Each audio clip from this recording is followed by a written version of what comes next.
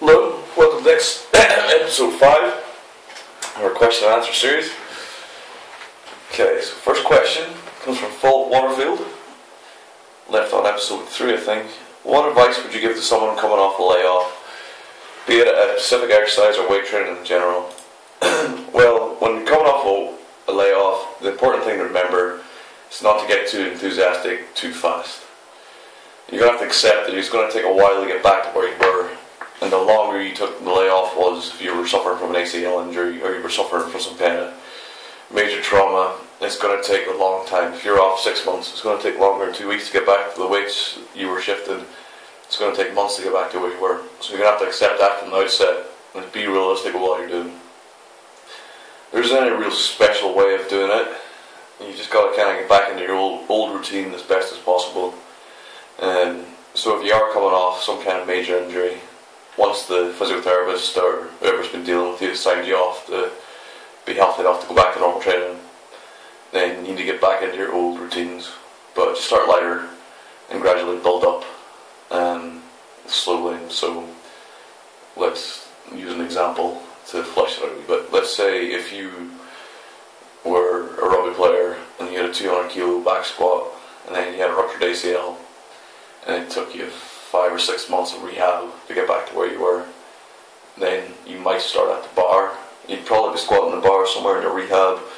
So let's say the physio signed you off, you're up to an 80 kilo squat with no pain, in decent form. Then let's say we're going to do 3 sets of 5, or we're going to do 3 sets of 10, or we're going to choose a rep set scheme, say we're doing 10s, and we're going to take 6 to 8 weeks to get back up to about 90% of your old RM. So say your best for 10 was 160, then we might start at like 80 and then add 5 to 10 kilos a week until we're back up to them sort of numbers. So it might take you 8 weeks, it might take you 16 weeks to get back to where you were. Just the main thing is just to be cautious with it, and then once you're more confident, then you can start getting a bit more aggressive with your training. But definitely start slow, start overly slow with anything, and then build back into it. Okay, next question from CBA, come up with a name. What are your thoughts on cheat meals while cutting? Cheat meals are a great idea. It depends on your self-control, but you have 2 or 3 options to structure your cheat meals. You can make your cheat meals fit your macros. This is a great non-obtrusive option that will allow you to ultimately achieve your goals. However, it requires obsession almost, and a great level of self-control to be able to do that week in, week out, while cutting. So if you're the sort of person that has great self-control, or you're almost compulsive, then maybe that's the one you want. Maybe that's the option you want to choose. Another option, a couple of free meals throughout the week. So say if you're dieting Monday to Sunday, say on Wednesday night and Saturday night you have a meal and you don't really worry about the meal, you just have what you want. That's probably going to mean you're going to be over your macros or over your calories for the day, which is going to slow your progress ultimately, but it won't slow your progress too much, and it can help with your psychology. So that's another option if you have reasonably good self-control, so you don't go mental on your free meals. Like maybe a bit less harsh option than the first one. And then the next option is the one I take when I'm cutting, is you have a cheat day where you just make yourself sick looking at food. Basically just eat whatever the hell you want, when you want. I use this as like a goal during the week, so on a Monday to Friday I'll be as strict as I can be, and I'm usually very strict during the week. Stick to pretty much 100%, or as much as I can, and then on Saturday I just eat whatever I want.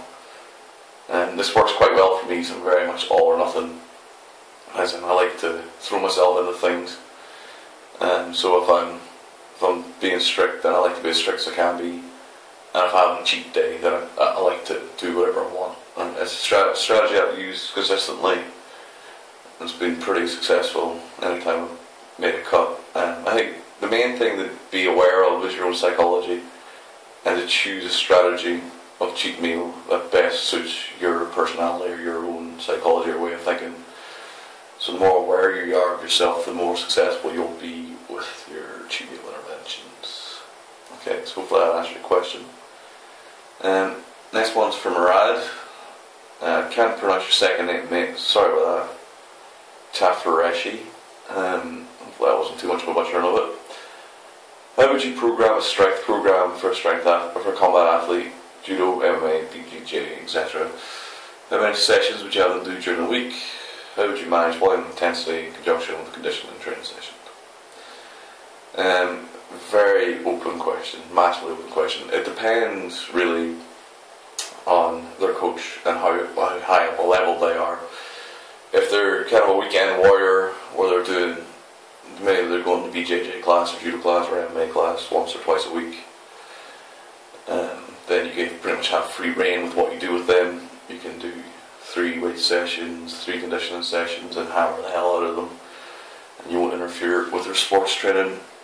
If they're professional level, as in they're training 6 hours a day, especially for MMA being quite an open sport, where they'll be doing wrestling, they're doing grappling, they're doing striking. They've got maybe they're 30 to 40 hours of training a week, and then doing excess conditioning on top of that, and excess weights is a fairly large ask. For someone like that, quality over quantity, I would say 1, maybe at a push 2 weight sessions a week. If you're doing 2 weight sessions, 1, like was discussed in another video, localized intensity, that's your session to smash them. If you have any influence on the training week, then make it so that in their training week they have some rest after that. So if they train Monday to Friday 40 hours a week, and say their Saturday's fairly free, then on a Saturday morning or on a Friday night, probably on a Saturday morning, you want to go hard on them. Do your things like your squats, your deadlift variations, whatever you've chosen, or for whatever reason you've chosen.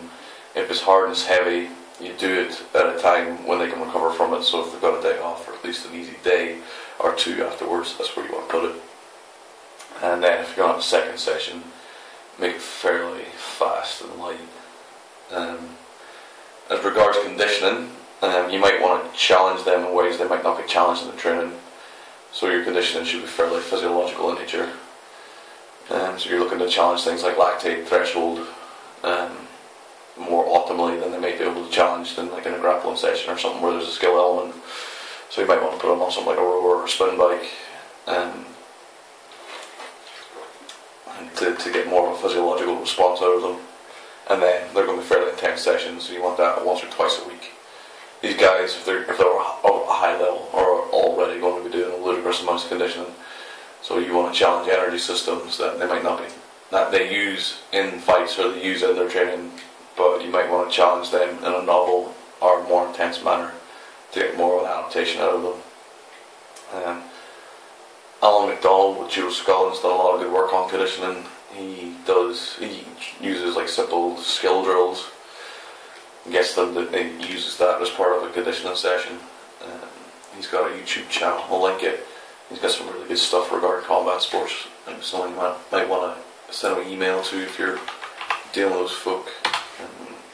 Okay, so hopefully that answers your question. This one's from Fred on Propane Fitness. Dear Mark, my friend has been doing well on starting strength.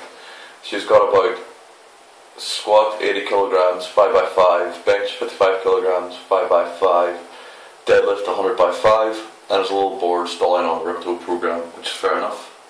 I was wondering if you have any advice about what she could do next.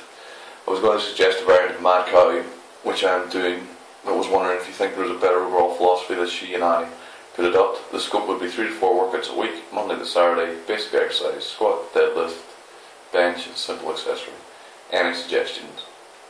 Blanket answer to that is 531. It's a really good program. Give it a look, give it a shot. Juggernaut, another good program, fairly similar to 531, but a little bit more volume. I've got some templates you can have a look at, some linear progressions, like 5-week blocks of 10s through to 3s, 110s, 8s, 6s, 4s, 3s.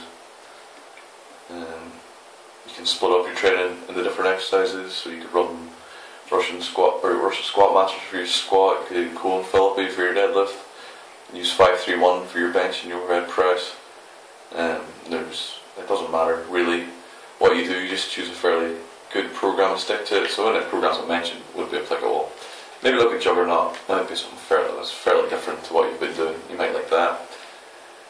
And then finally, a bit of clarification on Ash Wellesley comment. There's quite a lot of comments on the last episode talking about the maxing out every day. Why You Know Lift has been getting involved and giving some good advice. Basically, what I said yesterday still stands. If you want to wear knee sleeves, start light, build into it, take fish oil as well, that probably does absolutely nothing, but if it's something you want to do, say, that you think is going to help, will these lessen your chances of getting injured? Yes, possibly. Does it mean squatting 21 days in a row is a good idea? No. Using the John Rowe things of squatting the bar 20 times in a day if you're so sore. If you're so sore that you can only squat the bar, then you should not be in the gym squatting. And there's no two ways about that. His analogy of the bin men is completely ridiculous. Bin men do not lift multiple times their body weight when they're doing a round. They do something that is physiologically pretty easy, so they can get used to a 5-day week. The people who train like that in the Bulgarian system, where they're maxing every day, first of all, they didn't start maxing every day. They started at 3 sessions a week, and then over time they built up to 6 sessions. Like they went to 5 sessions after 3 weeks, or say they went to 4 sessions after 3 weeks. They went to 5 sessions after 8 weeks. Yada yada. He says this in some of his videos, that they don't just start there; they build into it. That aside, training at that volume and intensity without steroids is pretty ineffective. The guys at Cal Strength do kind of something fairly similar, but they don't just max every day.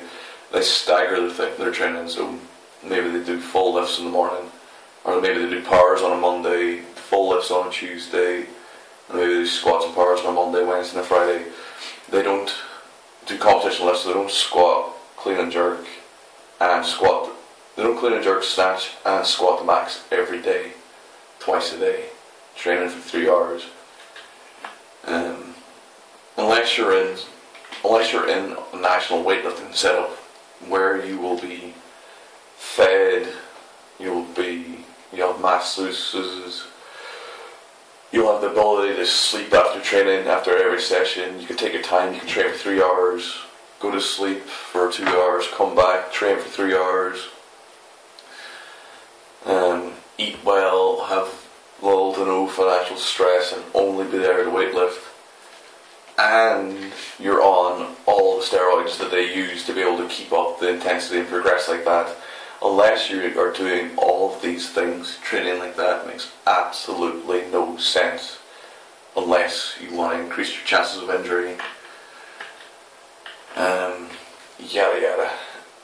Like Harrison said in the comments and I said before, this isn't a thing you do for 21 days, get a better squat, and then go do other things. This is a training philosophy that you adopt for the rest of your training life, or at least for a year or two to give it a decent trial. It's not something I advocate. If you're hell bent on doing the 21-day challenge, then do it. Suggestions that Why You Know Lift made in the comments are pretty good suggestions. Start light, build into it. Yada yada. I still think it's not a great idea. But then again, it's up to you. So if you want to try it, try it. It's all good. Again, that concludes episode 6. Any questions, leave them in the comment section. Send me an email. Put them in the thread, Propane Fitness. More questions, the better. It's been getting better. So more interaction, which is good. Okay, so I'll see you next time.